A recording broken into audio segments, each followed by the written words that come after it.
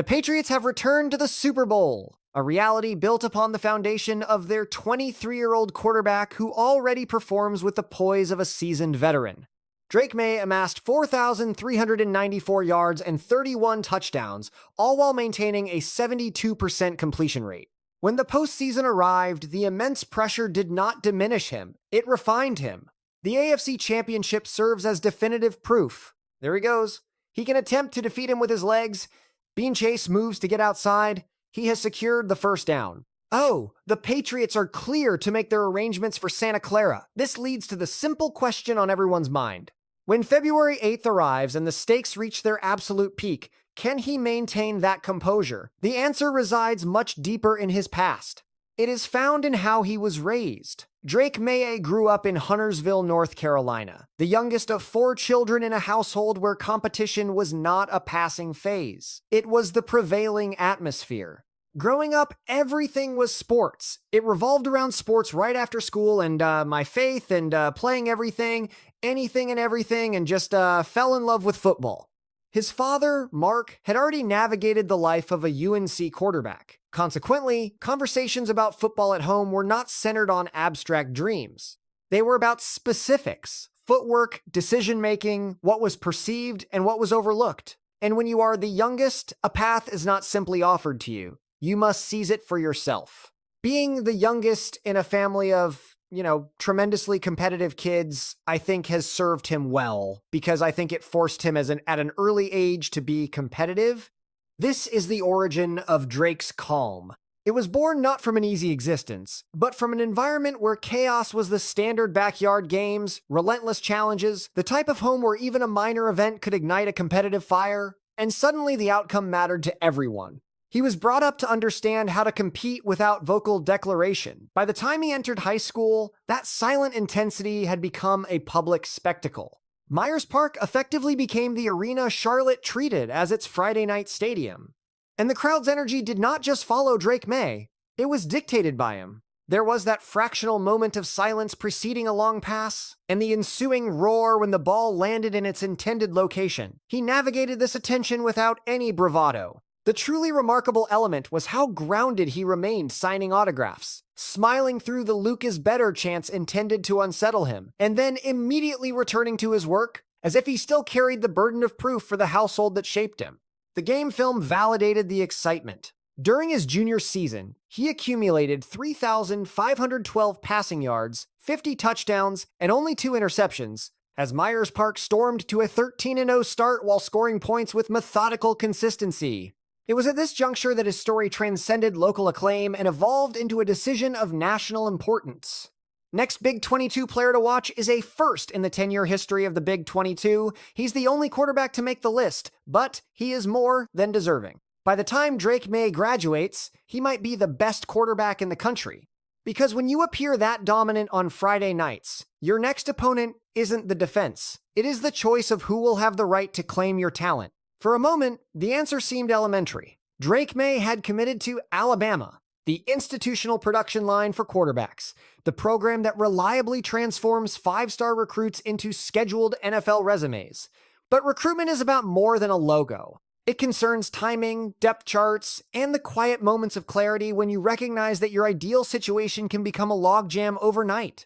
And so, the plan was altered. The commitment did not last. The choice that came next was not some impulsive detour. It was a calculation. Go to the place where you can play. Go to the place where you can lead.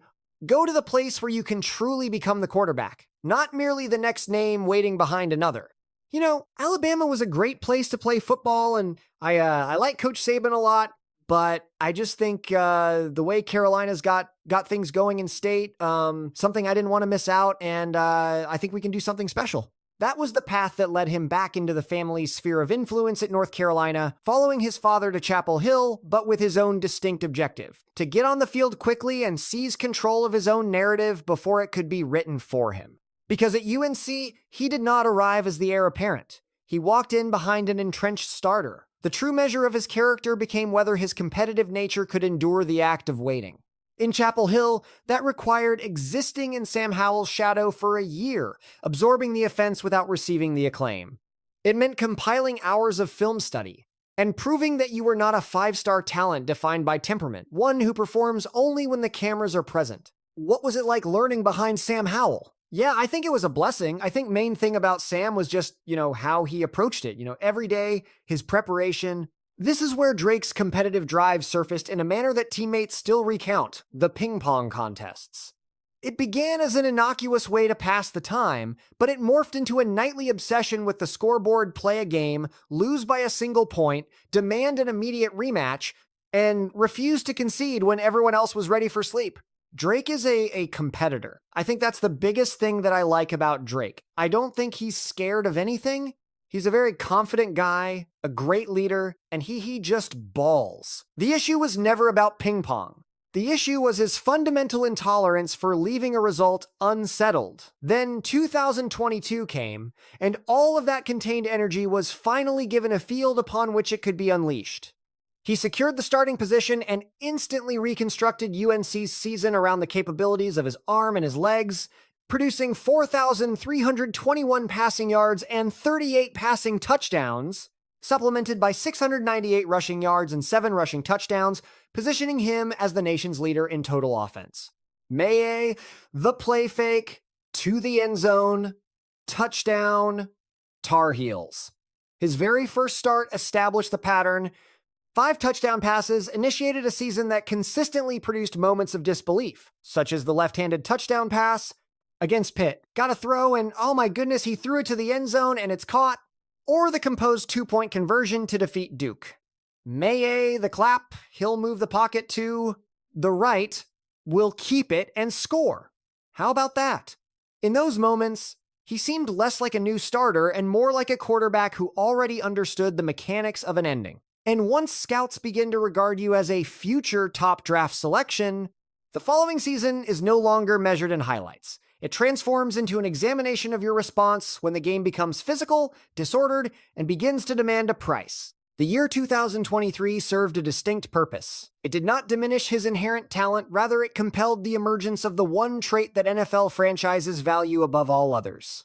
It revealed his response when the body fails to cooperate, and a season ceases to resemble a highlight compilation. North Carolina initiated its season with formidable momentum, achieving a 6-0 record, which altered the projections for Maye from a potential breakout player to a contender for the top pick in the draft.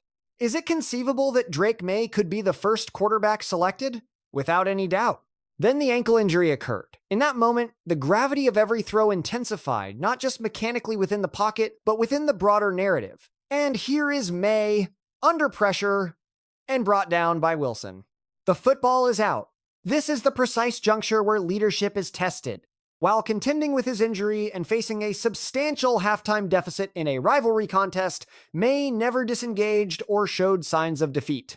He positioned himself at the whiteboard, dissecting the game plan and engineering adjustments, approaching the challenge as if it were a mathematical equation demanding a real-time solution. He was unwilling to concede failure. That resolve is why his 2023 statistical record serves as evidence of stability, not of spectacle. 3,068 passing yards, 24 touchdowns through the air, and 9 more on the ground. He remained productive, consistently dangerous, and the central driver of the offense, even when conditions were far from ideal. And at the season's conclusion, he did not dwell on what might have been. He declared for the draft with a perfectly placed final statement. His last pass in college football resulted in a touchdown. Maye delivers to Walker at the 10-yard line, the 5, and a touchdown is awarded to the Tar Heels and Tez Walker. This was because New England's objective was not to acquire a project or a merely entertaining athlete. They were searching for an heir to a legacy. And in the 2024 draft, with the 3rd overall pick, they formalized their decision. The New England Patriots select Drake Maye, quarterback, North Carolina. In a single move, the Patriots converted the idea of Drake Maye's future into the weight of his present responsibility. Because in New England, quarterback is not simply a position. It is the enduring shadow cast by the entire Tom Brady era. And this context makes the intent perfectly clear. This was not a tentative selection for a rebuild. This was the anointing of a successor. It is the kind of decision that brings with it immediate comparisons and a fan base conditioned to perceive anything less than January football as a complete failure. But to have the ability to move forward from the Tom Brady era and to finally secure what I consider to be the answer. Even Brady himself commented on the matter, praising Maye's capacity for absorbing information. He speaks to his work ethic, his commitment to improving on a weekly basis. The man is a sponge for information. And that, to me, holds more importance than what is visible on film. The sponge analogy, which may sound insignificant, is in fact a one-word summary of Brady's own origin story. Learn quickly, correct even more quickly, and never flinch. But New England immediately implemented a counterintuitive strategy. They refrained from giving him control from day one, because the franchise was not merely drafting a quarterback. They were undertaking a mission to protect one. That is why 2024 began in the most characteristic Patriots manner possible, with Maye observing from the sideline, poised for the moment the situation itself would compel him onto the field. Earlier today, head coach Jerod Mayo announced that Jacoby Brissett will be the starting quarterback for this season. New England began 2024 with Jacoby Brissett as the starter, following the classic blueprint of allowing a rookie to acclimate. But such plans rarely withstand the pressures of a Sunday when the offense falters and the fan base begins calling for the future. Once Maye was given his opportunity, his very first actions proved to be the most indicative. He did more than just throw touchdowns, he became the offense itself. Drake Maye, with time and distance, going deep, and he's got him. Touchdown. In his first career start, he threw for 3 touchdowns and also finished the game as the Patriots' leading rusher, a fact that is more than just a piece of trivia. It is a signal. Even as a rookie, he was already solving problems with any and every tool at his disposal. The totality of his rookie statistics was not perfect, nor was perfection the expectation. 2,276 passing yards, 15 touchdowns, and 10 interceptions. But the metric that truly matters is the number of different ways he sustained offensive momentum. 10 touchdown passes were distributed among 10 different receivers. This was an achievement no Patriots rookie had managed in decades. It is the kind of distribution that indicates a processor, not a quarterback who relies on his first read. It has certainly been an encouraging sight for Patriots fans. I am confident you have your franchise quarterback of the future moving forward. So, in my opinion, everything you hoped to achieve this year with Drake Maye has come to fruition. Add his recognition as a Pro Bowl alternate, and you can understand the growing conviction inside the building. This young quarterback was not drowning under the weight of the job. He was learning it in public, week by week. I thought he stood his ground. To me, it appeared he settled in the more he absorbed contact, and I believe that for a young player, observing that trait early on is exceptionally impressive. But the true turning point did not occur because he developed. It happened because in 2025, the Patriots re-engineered the entire ecosystem around him. A new head coach, a familiar play caller, and an offensive weapon built to make his life easier. The Patriots did not simply demand that Drake Maye elevate his game in 2025. They manufactured the conditions for it to happen. It was one of the most remarkable turnarounds in sports, considering where the Patriots were last year, before going out and hiring Mike Vrabel as their head coach. Jerod Mayo was out, Mike Vrabel was in, Josh McDaniels returned to call the plays, and the entire offense at last possessed a coherent identity instead of being an exercise in guesswork. They then added Stephon Diggs, a receiver who fundamentally alters how a defense operates, because cornerbacks cease to gamble when one mistake translates into 7 points. And Maye's season ceased to look promising and began to look like a problem for the entire league. Maye going for the corner of the end zone. 2 bout. A diving attempt. And he's got it. 4,394 yards, 31 touchdowns, 8 interceptions, a 72% completion rate, a 113.5 passer rating. The validation arrived in 2 performances that unequivocally announced this is genuine. In Week 7 against the Titans, he completed 21 of 23 passes, achieving a 91.3% completion rate and establishing a new Patriots single-game franchise record. Maye delivers to the sideline, lofting the ball in for a completion. Then, during Week 17 against the Jets, his performance was again nearly perfect, 19 of 21 for 256 yards and 5 touchdowns in a 42-10 demolition. With West executing a block, Maye fakes the throw and delivers to the back of the end zone. It is a touchdown. That performance is not a hot streak. It is a quarterback operating within a system as if he were its architect. But in New England, statistics do not build a legacy. January does. Once the playoffs commence, every impressive number is replaced by the weight of single-possession football. The Patriots' postseason run presented Maye with 3 consecutive examinations, each posing a unique question. Against the Chargers in the wildcard game, he delivered a masterclass in precision and patience. The priority was ball security. Maye passed for 268 yards and a touchdown and, in what was becoming his signature, also led New England in rushing with 66 yards as the Patriots advanced 16-3. A block picked up on Henry, twisting him down. Henry has it to the end zone. Touchdown, New England! He refused to force throws, he provided the defense with no opportunities. He simply maintained the game's established course and allowed the remainder of the roster to execute. The divisional round against Houston then increased the pressure, the very point at which young quarterbacks typically begin to chase highlight plays. Maye did the precise opposite.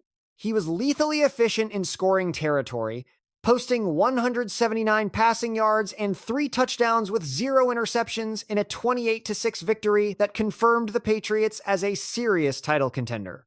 Anderson is coming off the edge. Maye steps into the throw, takes a shot downfield, and it is caught.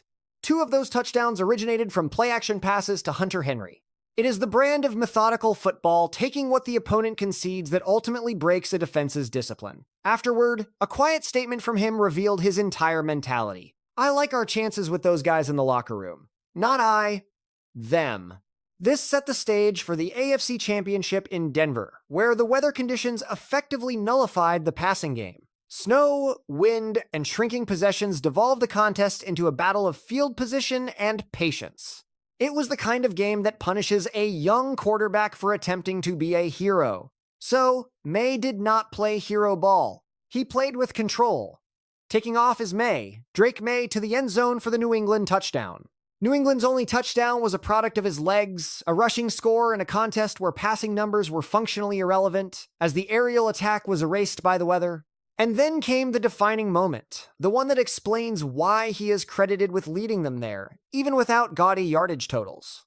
Late in the fourth quarter, leading by 3, the Patriots faced a 3rd and 5 with roughly 2 minutes remaining. Securing 1 first down would end the game. Returning the ball to Denver would be to invite disaster. This was the moment the protege became the leader. Maye called what resembled a bootleg, keeping the ball himself without informing the huddle, a decision made to eliminate even a shadow of hesitation. He turned the corner, drove into the snow, and gained the first down that sealed the outcome. No safety deep. Oh, here he goes. He is going to try to gain it with his legs as Ellis gives chase, and Maye got there. There was no celebration, no flexing, only a decision made in the moment that communicated the same truth to everyone watching. His confidence in his read was greater than his fear of the stakes. That is how a 23-year-old earns a place in the Super Bowl. Not by delivering the most spectacular pass, but by making the one calculated decision that matters when an entire season rests on a single 3rd down. And now, the Patriots are headed to the Super Bowl to face the Seahawks. And Drake Maye's story is now 1 victory away from being recategorized entirely. Hey, that is what it is about. This is what we wanted to win. Go to the Super Bowl. This is what all this year has been about. You know I love this team. So, if you are asking how a 23-year-old led the Patriots to the Super Bowl, it is not because he passed for 5,000 yards or because he was carried by the team. It is because at every juncture that demanded a decision, a commitment over Alabama, a year of waiting, a season of injury, a rookie takeover, a 3rd and 5 in a storm, he consistently chose the option that leads to a win. And now, only one decision is left. If you want the complete Super Bowl breakdown, the chess match, the matchups, and the single thing Seattle cannot permit Maye to do, hit. Subscribe to Strip Sack because this is the kind of postseason run that does not just create a champion, it creates a lingering problem for the rest of the NFL.